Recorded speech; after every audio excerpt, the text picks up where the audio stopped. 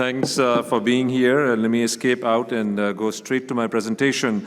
One of the advantages of listening to experts and seeing a master presentation, like all of my previous speakers and one to follow, is that it is extremely exciting. But also for someone who is starting to do peripheral intervention, it can be extremely daunting. So the word algorithm applies to a reproducible, verifiable, and evidence-based approach. And as I move through this presentation, I have a disclaimer that none of this is my own work. This data has been collected through the XLPA registry, which has about 4,500 core lab adjudicated peripheral intervention cases and 62% CTOs.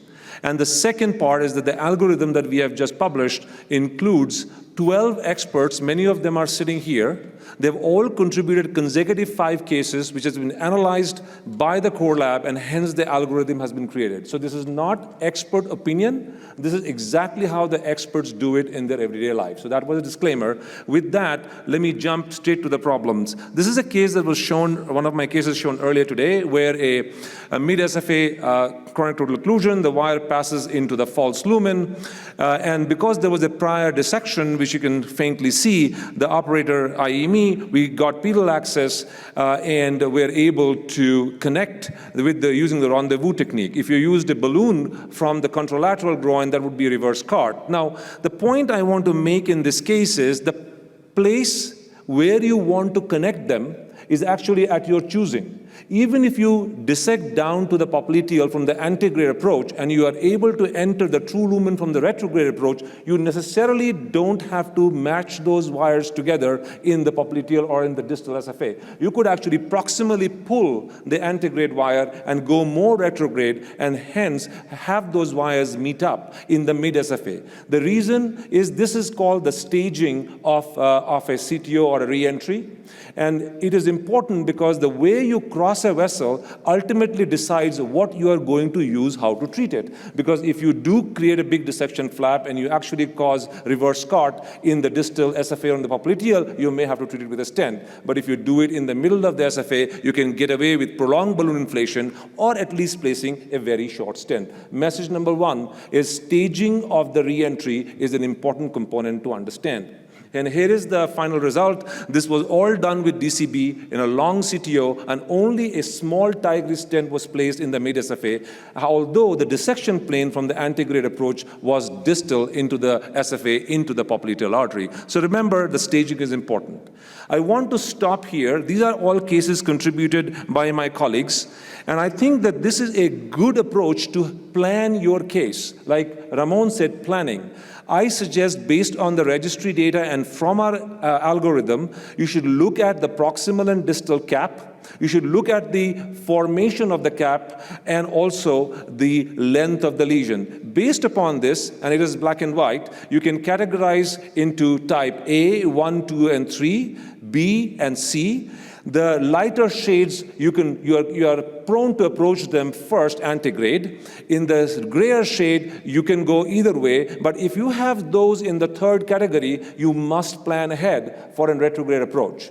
One thing that was said, and I repeat it again, that ad hoc retrograde is not a good idea. You have to plan for it, your lab has to plan for it, and it is always good to ultrasound the pedal arteries before the patient goes onto the table. I think that is one of the best ways I can suggest where this can be useful. So for the lesion I just showed, it was greater than 150 millimeters. There was an ambiguous proximal cap, suboptimal distal targets, and of course that classified as 3C, and the lab was prepared to handle it right, and it was a hybrid approach. Now, all kinds of graphics can be drawn.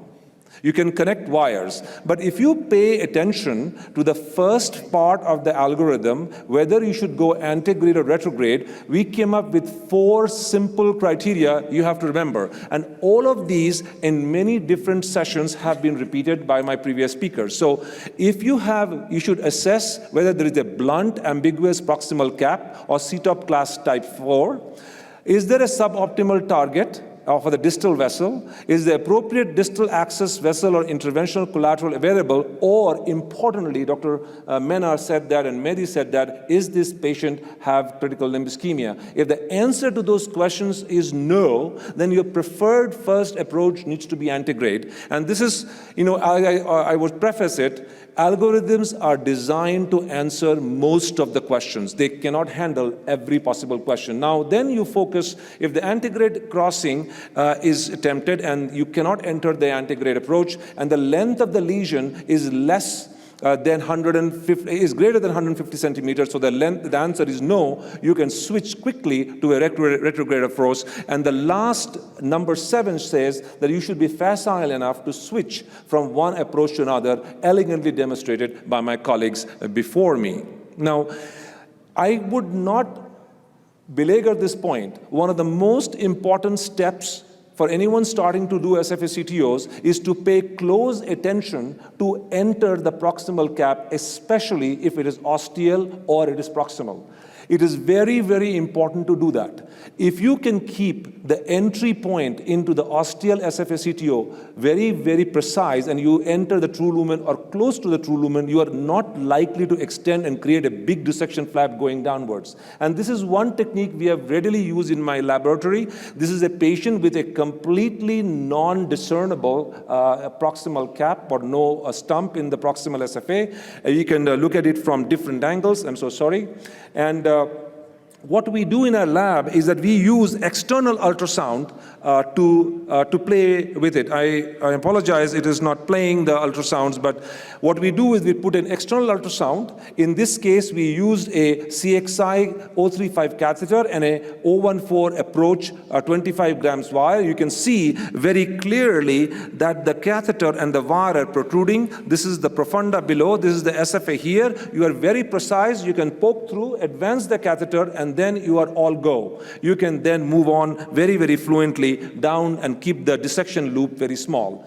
This is what the operators and the algorithm used as their choice of wire. I can tell you in the XLPAD registry, 018 and 014 wires have recently overtaken 035. 38% increase in the last 2 years of smaller catheters, smaller caliber guide wires. Again, Dr. Aida said the Regalia and the Gladius are used for retrograde and also for the tebal approach, and we found that in the hands of our masters who contributed to this data. A word about using the Viance. As you can see, it is a teachable technique. If you want to play with it for the first time, use it with a guide wire. Always use a support catheter with your guide wires, and you can use the guide wire to deflect the crossing device and use the torquing motion. I want to end with showing you our manuscript. You can read it, on all of this has been captured. My final 2 points are ostial SFA true lumen entry is a defining step. Limit the size of the dissection plane. Optimal staging of the dissection re-entry is extremely important, and plan ahead looking at the SFA CTO algorithm, as I showed you, to plan for the feasibility and execution of a successful hybrid approach. Thank you very much, and thanks for being here, and thank you for attending CVI.